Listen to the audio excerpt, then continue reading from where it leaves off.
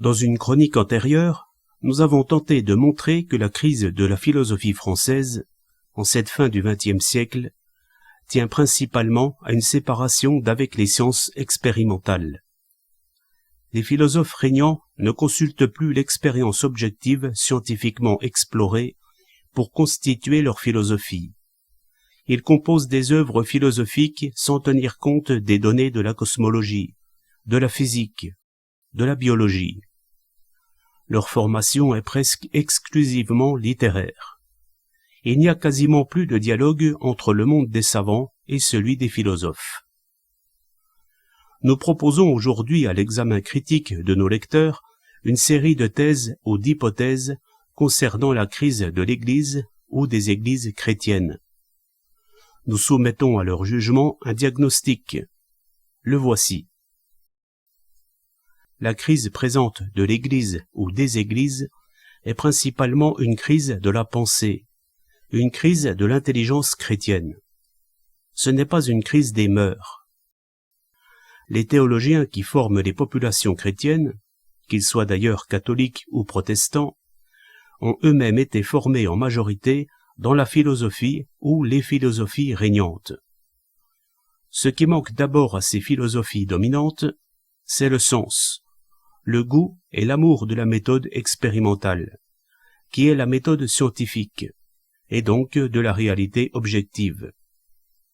Il en est résulté, nous semble-t-il, chez nombre de théologiens, catholiques ou protestants, une perte du sens de la réalité objective.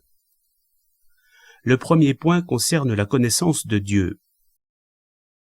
L'Écriture sainte, les pères de langue grecque, les pères latins, tous les grands docteurs du Moyen-Âge, jusqu'exclusivement Guillaume d'Occam, professent que l'existence de Dieu est connaissable d'une manière certaine par l'intelligence humaine, à partir de l'univers physique.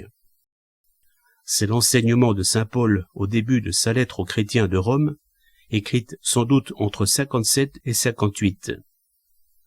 C'est un point défini solennellement par le premier concile du Vatican en 1870. Combien de théologiens, catholiques ou protestants, acceptent aujourd'hui cette manière de voir ou de penser? Ils sont de plus en plus rares. Il en résulte qu'ils font porter la foi sur l'existence de Dieu. Or, l'Écriture sainte, la Bible hébraïque et le Nouveau Testament grec ne voient pas les choses de cette manière. Dans la Bible hébraïque, comme dans le Nouveau Testament grec, la foi ne porte pas sur l'existence de Dieu. Elle porte sur la vérité de la parole ou de la promesse que Dieu adresse à l'homme, sur la vérité de ce qu'il dit, et de plus, cette vérité est vérifiable dans l'histoire et l'expérience. Dans la Bible hébraïque et dans le Nouveau Testament grec, la foi n'est pas du tout un assentiment aveugle. C'est un assentiment de l'intelligence. C'est une connaissance. Il n'y a pas de conflit entre la foi et l'intelligence, parce que la foi est l'intelligence à son plus haut degré. Dans la pensée moderne, la foi est une conviction faible, une croyance. Ce n'est pas une certitude. Dans la tradition hébraïque, la foi est une certitude, et une certitude de l'intelligence. Dans la pensée moderne, la foi et la certitude sont dissociées, et la foi est dissociée de l'intelligence, parce que selon les modernes, la foi n'a pas de fondement objectif. Ils pensent et ils vont répétant que l'existence de Dieu ne peut pas être reconnue d'une manière certaine à partir du monde et de la nature. Le Concile du Vatican a justement défini le contraire. Et si les modernes pensent que la connaissance certaine de Dieu n'est pas possible à partir du monde ou de la nature, c'est parce qu'ils s'appuient sur une longue tradition philosophique, qui remonte à Kant, et selon laquelle cette connaissance est impossible. Ils s'appuient sur Kant, Nietzsche et Heidegger. Ils ne s'appuient pas sur les connaissances expérimentales modernes concernant l'univers, la nature et son histoire. il ne s'appuie pas sur ses connaissances expérimentales. D'abord parce que le plus souvent il les ignore, et ensuite parce qu'ils sont convaincus que la philosophie ne doit pas s'appuyer sur une base expérimentale, sur une base scientifique. C'est de Kant qu'ils ont reçu cette conviction. Kant pensait que la métaphysique doit se constituer a priori, par pure déduction de concepts, et ne doit pas s'appuyer sur l'expérience objective scientifiquement explorée. Voilà donc l'existence de Dieu qui est une question de foi, au sens moderne du mot foi. Ce n'est plus une certitude de l'intelligence qui s'appuie sur la réalité elle-même. À partir de là, tout l'édifice du monothéisme va s'effondrer. Les rationalistes, les savants habitués à la méthode expérimentale, vont rire de ces chrétiens qui professent une doctrine, à savoir l'existence de Dieu, et qui passent leur temps à dire ou à écrire que cette existence ne peut pas être connue d'une manière certaine par l'analyse et par l'intelligence. Les chrétiens qui procèdent ainsi, ils sont aujourd'hui l'immense majorité, se réfugient, disent-ils, dans la foi en la parole de Dieu, en la révélation. Mais si des esprits de formation scientifique leur demandent « Comment savez-vous que révélation il y a ?» ils répondent de nouveau que c'est là une question de foi. Et ils entendent parfois, comme toujours, une conviction qui n'est pas une certitude de l'intelligence, une certitude fondée objectivement, mais une conviction subjective. On sait à quel point les convictions subjectives sont fragiles. La première crise affective venue, elle s'effondre. Or, l'Église a toujours pensé que le fait objectif de la révélation doit être établi aux yeux de l'intelligence humaine qui procède à partir de ce fait pour constituer cette science, objective elle aussi, qui est la théologie. La plupart des théologiens régnants, catholiques ou protestants, n'admettent plus ce point de départ objectif, cette certitude initiale de l'intelligence. Ils partent donc de la parole de Dieu, comme d'un axiome, comme celle d'un postulat ou comme d'une hypothèse, reçue par un acte de foi qui n'est pas un assentiment de l'intelligence. Il en résulte que le monothéisme chrétien continue de s'effondrer. Car on ne peut pas ainsi empiler conviction subjective sur conviction subjective. Acte de foi aveugle sur acte de foi aveugle. Ou plutôt si, on peut le faire, mais on connaît le résultat. C'est celui auquel nous assistons. Les gens qui savent penser, ceux de plus en plus nombreux qui ont reçu une formation scientifique, s'éloignent définitivement d'un système de pensée aussi mal construit. Nos évêques s'en désolent et cherchent dans quelques pastorales, comme on dit, une solution à cette débandade générale. Ce n'est pas du côté de la pastorale qu'il faut chercher, mais du côté de l'analyse logique. On ne peut pas demander en cette fin du XXe siècle à un garçon, à une fille qui pratique les sciences expérimentales, de croire en l'existence de Dieu si on ne leur donne pas des raisons valables, des raisons objectives de penser que cela est vrai. On ne peut pas demander à un étudiant ou à une étudiante en sciences de croire en une révélation si on ne leur donne pas des raisons objectives de penser qu'en effet, dans ce peuple hébreu qui est une réalité historique et expérimentale objective, il existe un fait qui est le prophétisme, et que de ce fait, l'intelligence peut s'assurer en examinant les choses de près. Là encore, et comme toujours, c'est la méthode expérimentale qui est la bonne. Il existe un fait objectif, le peuple hébreu. Personne ne doute de son existence. La question est de savoir si ce fait objectif et historique contient ce qu'il prétend contenir, à savoir une science communiquée par Dieu même et destinée à l'humanité entière. Bien entendu, pour faire ce second travail, il faut d'abord avoir établi, indépendamment de la révélation, à partir de la création, l'existence de Dieu. Il faut ensuite établir aux yeux de l'intelligence humaine que de fait, Dieu communique à l'intérieur de ce peuple hébreu une connaissance destinée à achever l'humanité. Si l'on n'admet pas ces analyses objectives, la conviction sera purement subjective. Ce ne sera pas une conviction de l'intelligence, ce ne sera pas une certitude, ce sera seulement un pari.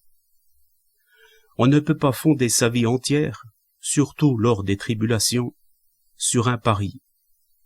Et une intelligence honnête a besoin d'autre chose que d'une option. Comme le disait Renan, la vérité est peut-être triste.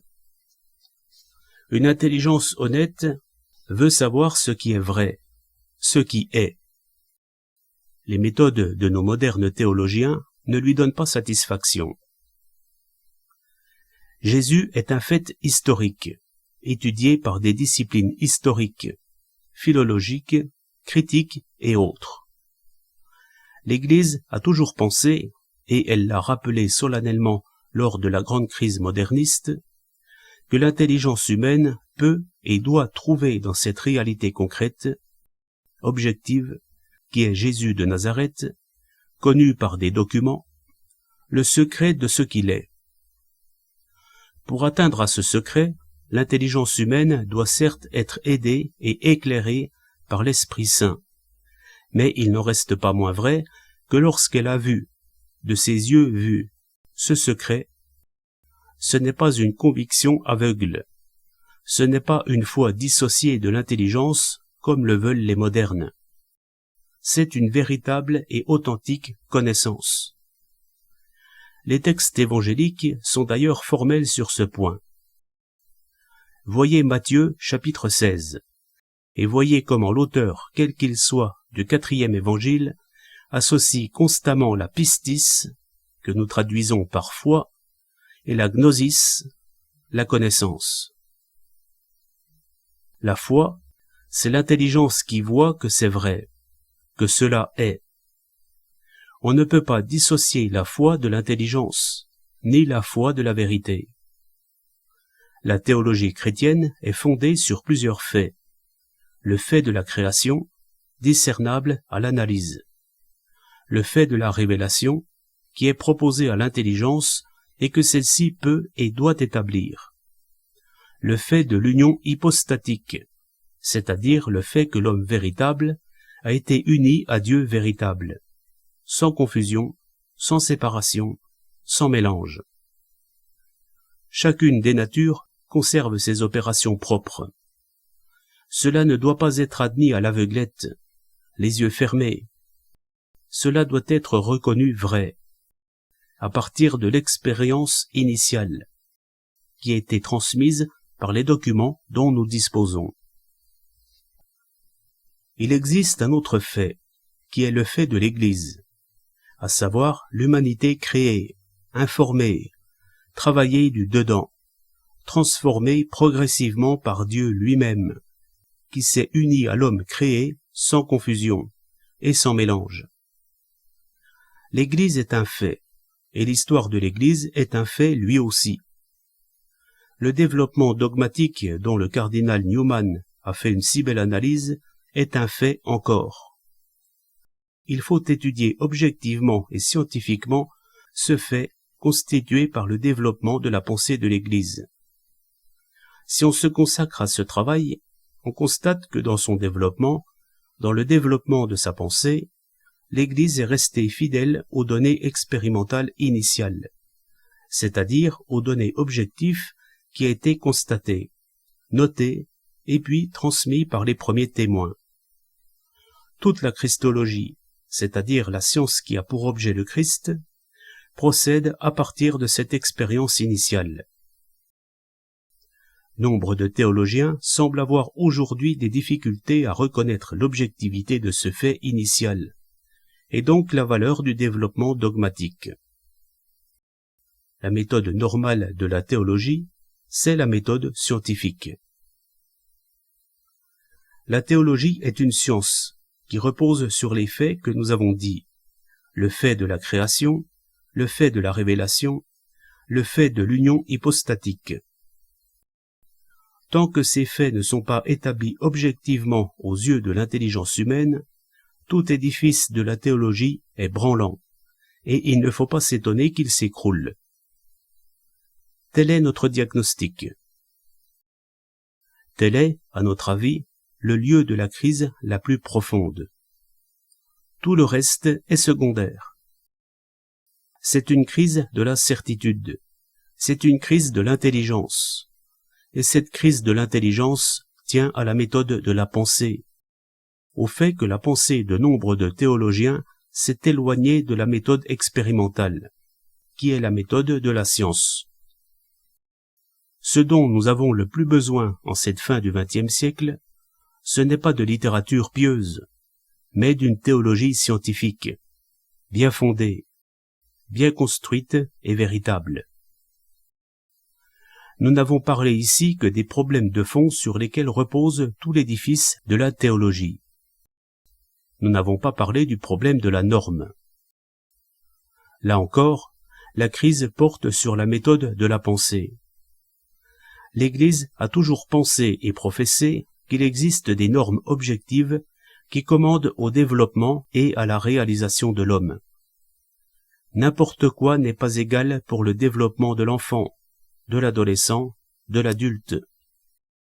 Il existe des normes objectives qui sont inscrites dans la réalité objective que chacun peut étudier et découvrir. Les normes éthiques ne sont pas imposées du dehors, d'une manière capricieuse ou arbitraire, tyrannique. Elles sont inscrites dans l'homme même. Et un savant qui n'est pas monothéiste peut parfaitement découvrir par l'analyse expérimentale ce qu'est par exemple une sexualité normale, et ce que sont les anomalies, les régressions, les fixations, les inversions. Là encore, on le sait, nombre de théologiens ont le plus grand mal à discerner ce fondement objectif des normes de l'humanisation. Normes qui ne dépendent pas du caprice du Saint-Office ni du pape. La raison de cette difficulté est toujours la même. Ils sont nourris de philosophie allemande, mais ils ne sont pas instruits de la réalité expérimentale. Certains, on le sait, ont été jusqu'à dire et écrire que l'embryon n'existe dans le ventre de sa mère que lorsqu'il est reconnu ou nommé. C'est le comble du nominalisme, le comble de l'irréalisme.